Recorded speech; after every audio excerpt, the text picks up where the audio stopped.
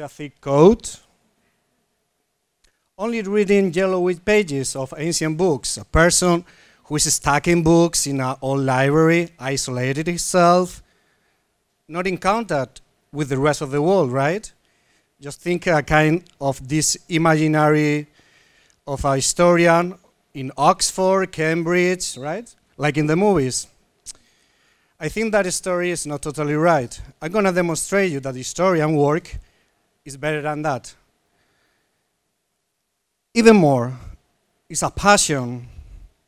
It's full of passion and a trip of knowledge and a trip to know better the world who is around you, and more importantly, know the past, the present, and future.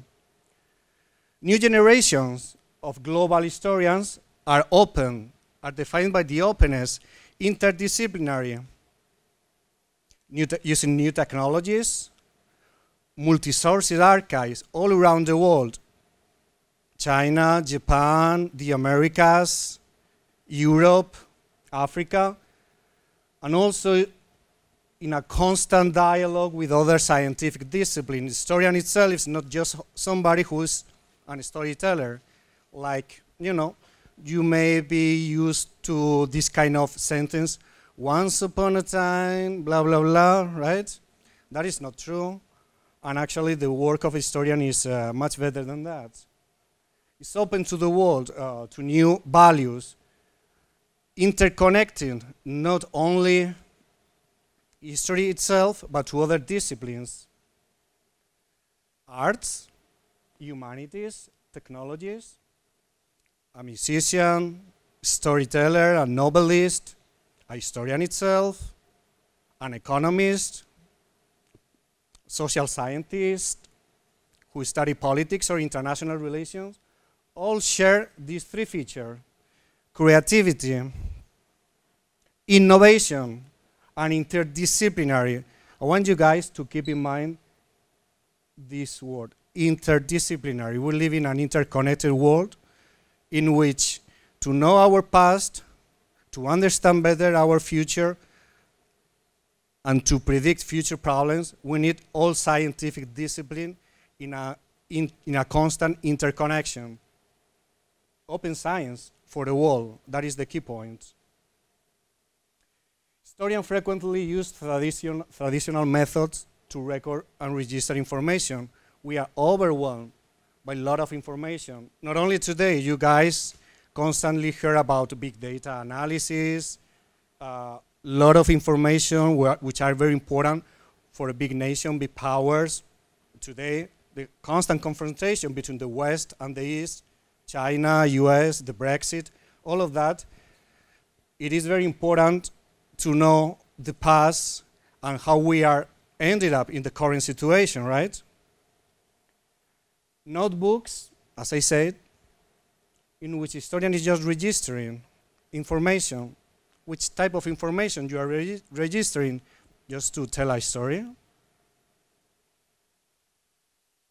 Or the ordinary Excel files. Anyone can use an Excel file, but that is not a database. That is useless information. Again, if you really don't know how to use the information, how to process the information, and more importantly, how you can cross the information.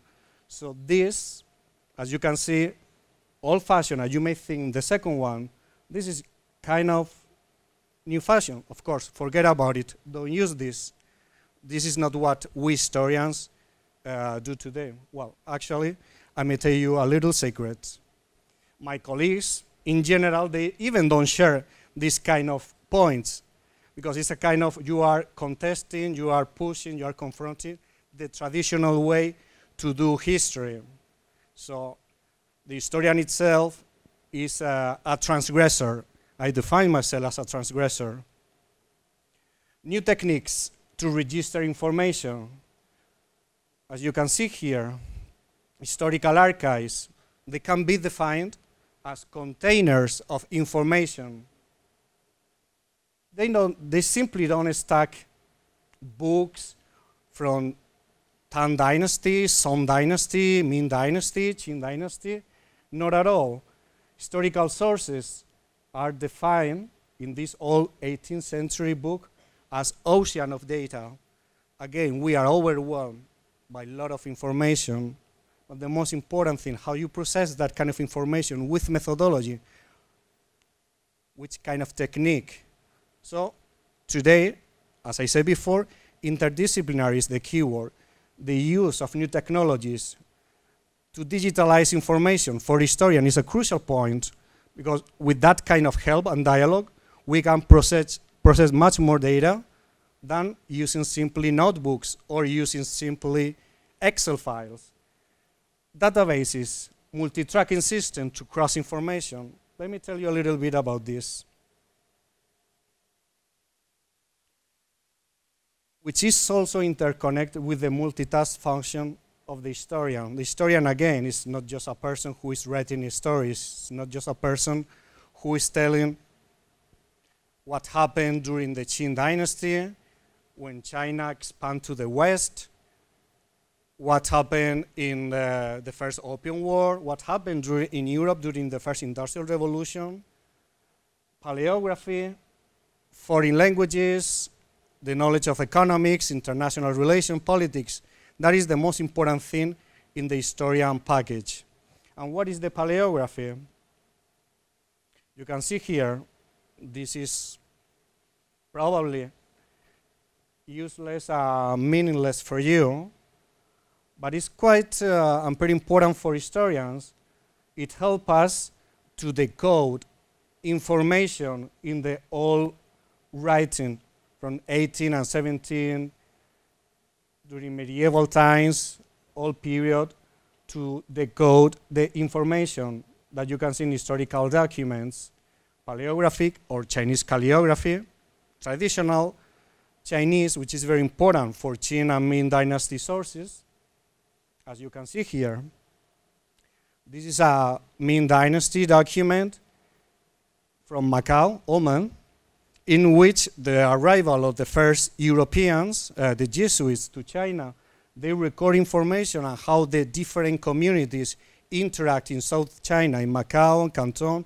So this is pretty important, because we have separate sources, separate from the East and the West, that probably doesn't have any kind of connection of sense, but maybe we can find some clues on how the West interact with the East during the Ming Dynasty, Qing Dynasty, or more precisely, during the Opium Wars. So you can read behind the lines. I give you here as an example how we can cross that type of information. Chinese language, European languages. Hessen project, Global Encounters between China and Europe, which is the project I currently lead, which is funded by the European Union. We have created this database, which stands out at Hessen. This is our Outlook.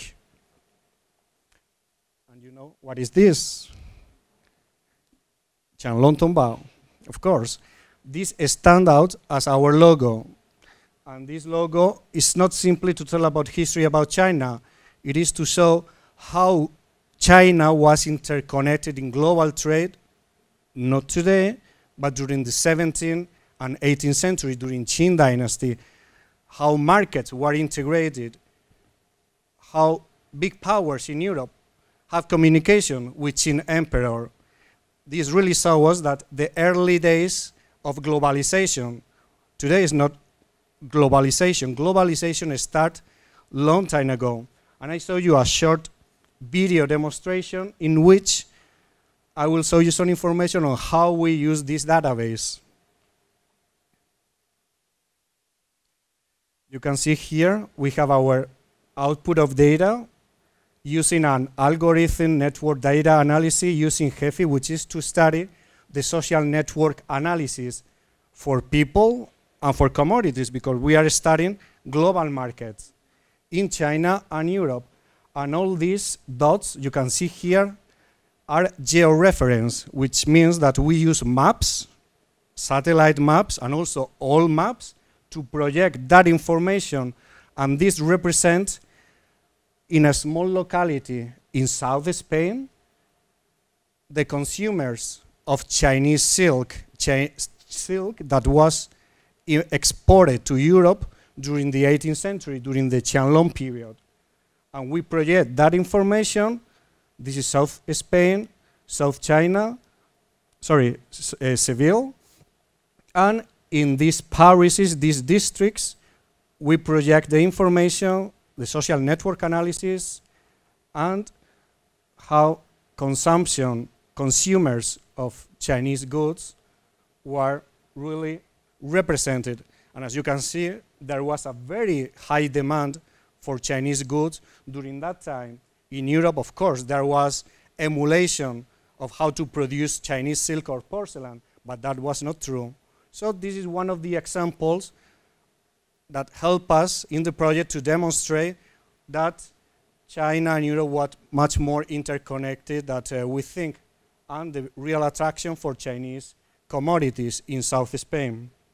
Here, you can see in my team we are digitizing historical sources at the archives, and this type of maps we are digitizing are the sort of maps that I showed you before, in which we project the information to really put in dots how different networks of goods, people, traders were connecting South China with Europe.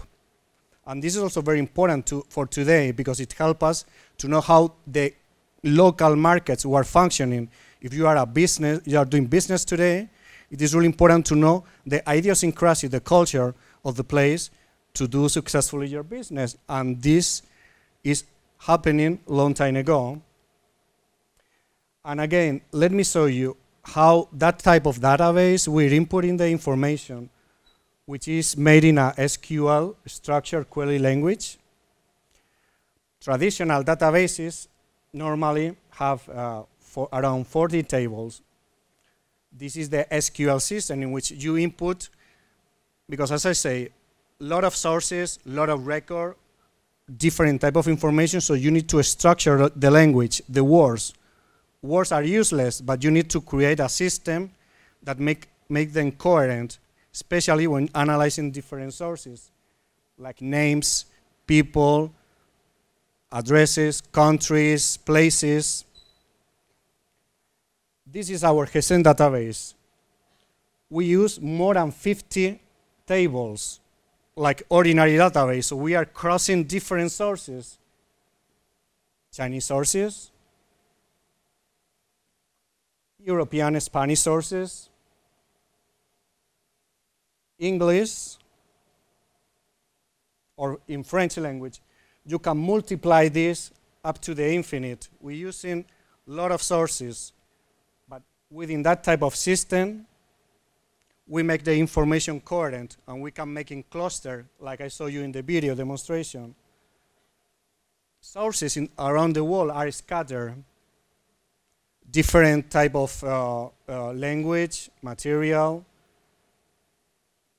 You need to create a system to analyze them properly, and the most important thing, you need to know what you want to do with the sources. And most importantly, you need to know how different empires, kingdoms, they all create a complex administration system and bureaucracy all around the world. There is an enormous information for the historian. In the project I currently conducting, I'm comparing two localities, South Europe, Marseille, South China, Macau and Canton, to see how for the old routes of the Silk Road and also the maritime Silk Road, there was a global trade, a global transformation during that time. How that kind of complex information and complex bureaucracy, complex system was created by Qianlong, the Qin emperors, or the emperor of Spain, Philip II, two big empires, two big kingdoms that need to collect a lot of information and need to administrate their old territories through conquest. Therefore, this allows us to follow in the global traces of Qin China and the trade silk within the imperial Spain, 18th century. I show you here a portion of the imperial archives of Spain, which are in Seville. Actually, it's a very beautiful city. You can visit it. It's full of history, and it is pretty connected with the history of China. Let me show you this piece of source, which probably is a bit difficult to you to read if you don't know Spanish, and more importantly, calligraphy. Here, this source is from the 18th century, Mid-Qing dynasty. Here, the translation from Spanish to English is goods from China. Which place in China? Canton. Which commodity? Silk.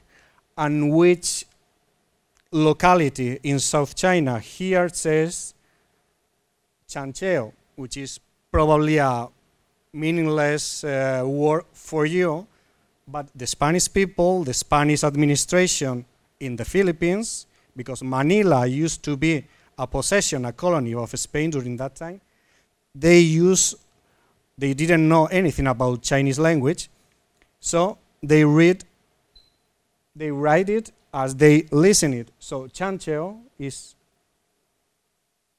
Chanchou, very close to Suzhou, and it is one of the silk production centers of that place and of that time.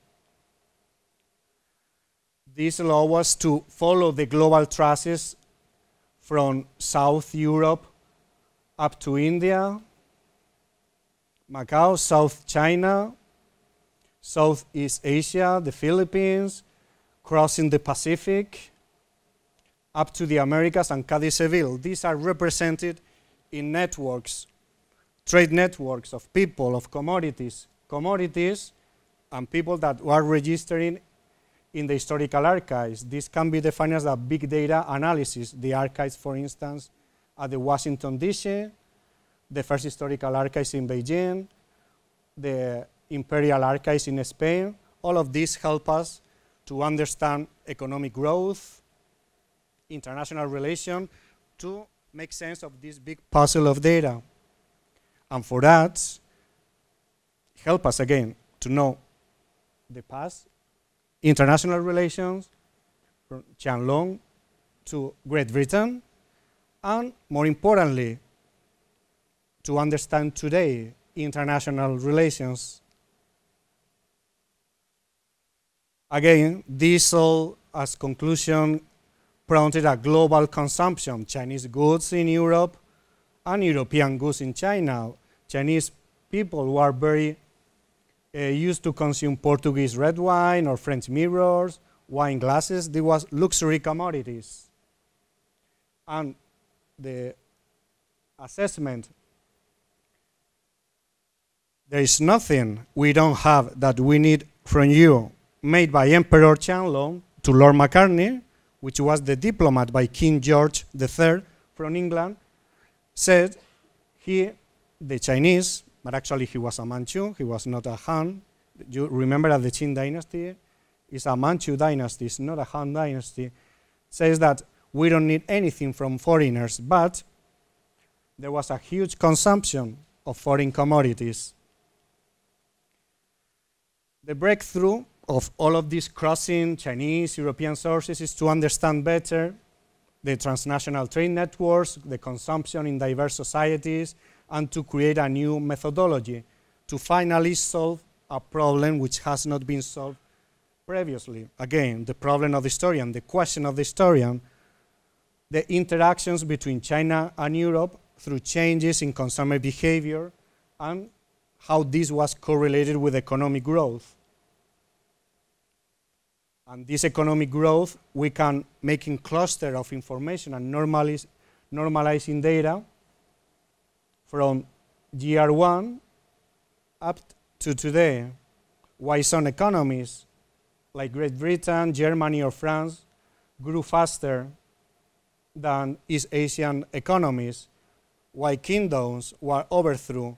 Why presidents of modern nation states were led power? So all of these questions and more questions that the historian needs to find some answers and some clues makes the historian a curious person who is constantly seeking for answers to questions, establishing hypotheses, and establishing new theories. This picture, of course, is familiar to you. It's the Da Vinci Code. Of course, beyond the fictional parameters of the movie, the historian is something like that, a curious person constantly seeking answers to the questions that have not been solved previously, and more importantly, be a transgressor. History, or the version of history, normally is made by the winners, by the victors. But what about the untold history? What about the history that we can find beyond the light by crossing the information? That is the task of the historian. That is the task of the social scientist. That is the task of a researcher. Feel passion for your work, for what are you doing. People may tell you history is useless. You cannot do any kind of business. But history triggers your passion to understand what happened yesterday, to understand better our days, what is happening today, even to know you much better and to predict current and future problems. Thanks for your attention.